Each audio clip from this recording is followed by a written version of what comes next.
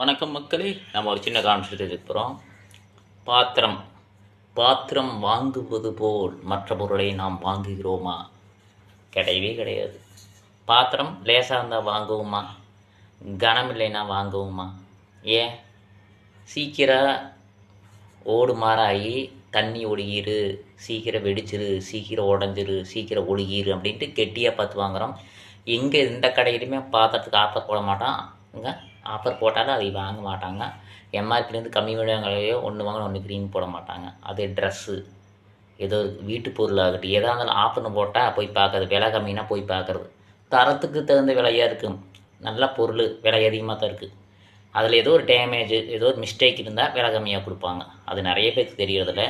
பாத்திரம் வாங்குவது போல் எல்லா பொருளையும் பார்த்து பார்த்து வாங்குங்க. பாத்திரத்தை எப்படி பார்த்து பார்த்து வாங்குறீங்க? விலை அதிகமாக கொடுத்தாலும் நல்லா இருக்கும். அந்த மாதிரி எல்லா பொருளும் முக்கியம் தான், ரொம்ப நாள் இருக்குது.